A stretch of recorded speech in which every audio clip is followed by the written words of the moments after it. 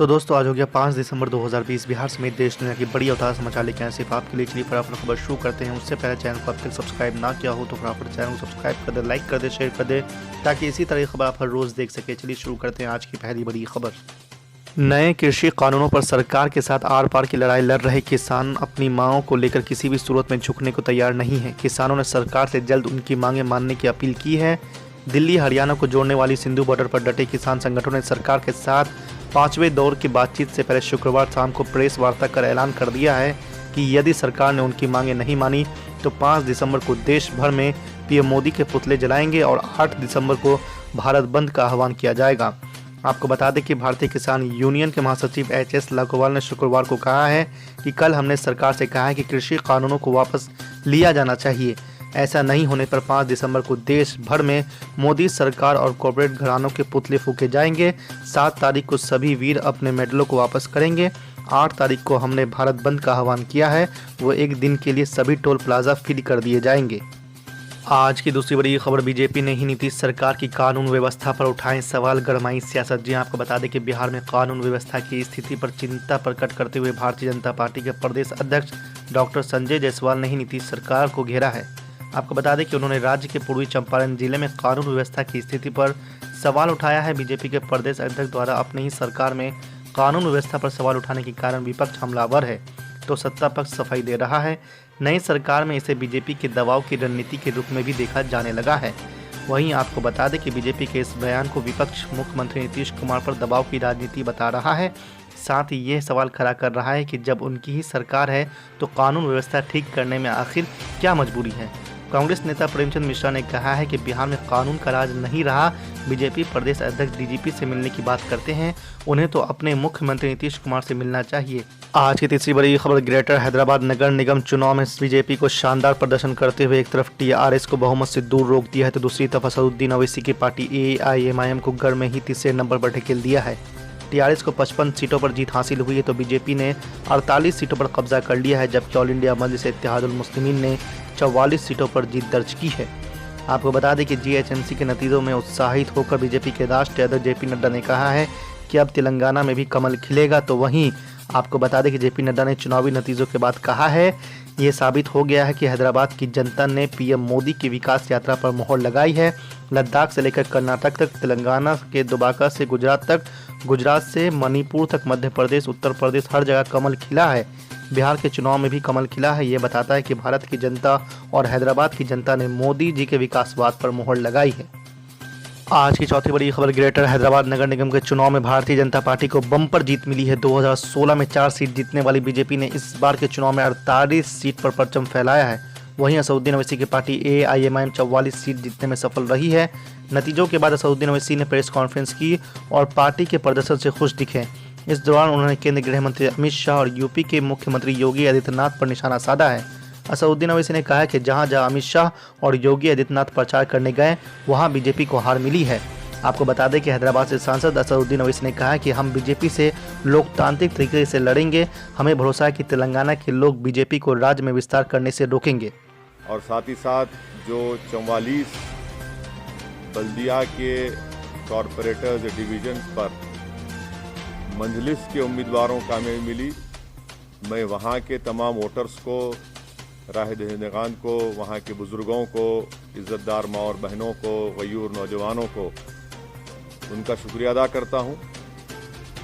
और साथ ही साथ मैं ये बताना भी चाहूँगा कि एमआईएम की जो कामयाबी हुई है, 5 साल पहले भी हमारे पास 44 कॉरपोरेटर्स थे और जब हम 60 म्युनिसिपल वार्ड्स पर इंतखाबात में हिस्सा लिया था, अब के बार हमने 51 म्युनिसिपल डिवीजन्स पर हमने इंतखाबात में हिस्सा लिया और उसमें से हमने 44 म्युनिसिपल सीट्स पर कामयाबी हासिल की।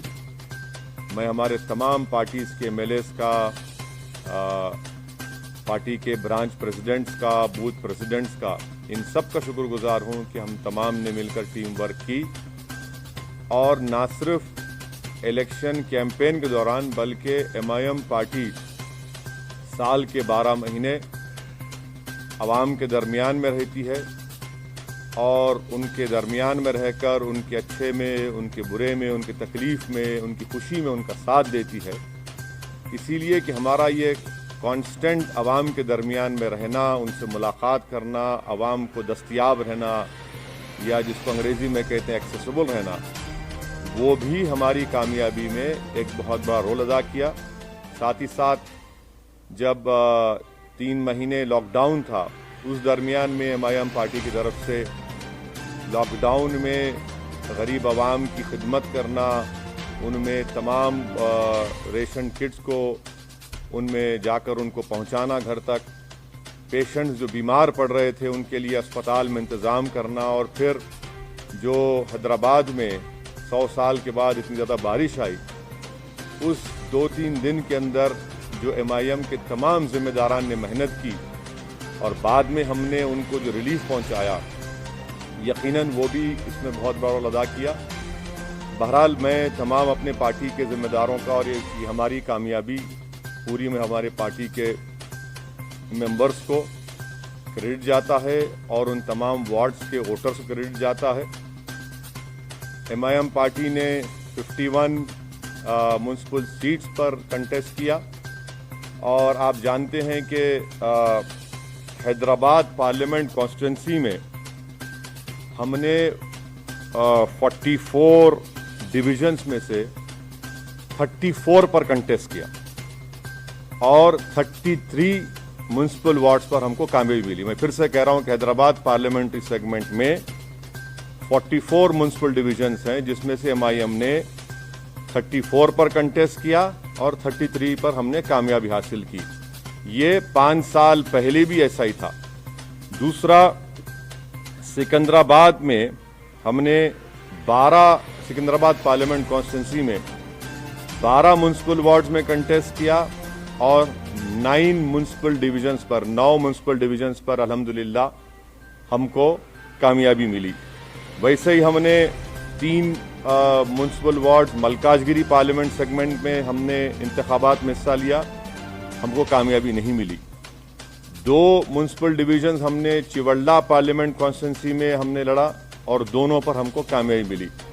तो मैं फिर से अल्लाह सुब्हाना व तआला का शुक्रगुजार हूँ कि परवरदिगार ने हम पर बहुत बड़ा रहम और करम किया, और हमारी पार्टी को, इन गरीब आवाम की दुआओं को कबूल किया और हमको कामयाबी से हमकिनार किया। हमारे जो 44 सीट थे, अल्हम्दुलिल्लाह हमने उसको रिटेन किया, और जो 7 म्युनिसिपल वार्ड्स पर हमको कामयाबी नहीं मिली, उसके ताल्लुक से हम लोग बैठेंगे, बात करेंगे। मगर मैंने हमारे तमाम जीतने वाले जितने भी नए नौ मुंतखब शुदा या न्यू कॉरपोरेटर्स हैं, उन सब से मैंने बातचीत की है, और उनसे मैंने कहा कि भाई साहब, कल से आप लोग तमाम अपने काम का आगाज़ शुरू कर दीजिए। हमने जो आवाम से वादे किए थे उसको पूरा करने का कल ही से वक्त शुरू होता है।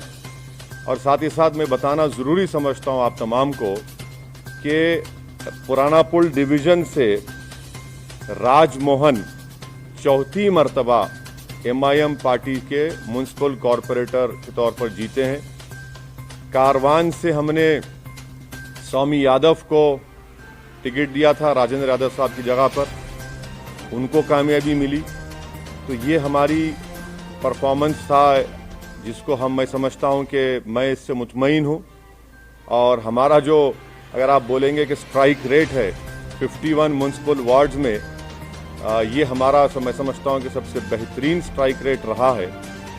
अब आपका जो बुनियादी सवाल होगा कि बीजेपी भी जीती, यकीनन बीजेपी जीती है और ये अवाम का फैसला है, और हमारी कोशिश ये होगी कि हम जमहूरी तरीक़े से बीजेपी से मुकाबला करेंगे, और हमको पूरा यकीन है कि इनकी बढ़ते हुए कामयाबी के कदम को इंशाअल्लाह ताला हैदराबाद की आवाम, बल्कि पूरे तेलंगाना की आवाम इसको रोकेगी। और मुझे ये भी कहना पड़ेगा कि तेलंगाना में जब असेंबली के इंतखाबात होंगे, आप देखेंगे कि इंशाअल्लाह ताला ये बीजेपी की जो कामयाबी है, वक्तिया कामयाबी है, ये उस वक्त तक इतनी कामयाबियां इनको नहीं मिलेंगी। और मुझे अवाम का फैसला है। हमारी क्या बोलना चाहिए, हमारी ख्वाहिश के बरक्स फैसला आया बीजेपी के हद तक।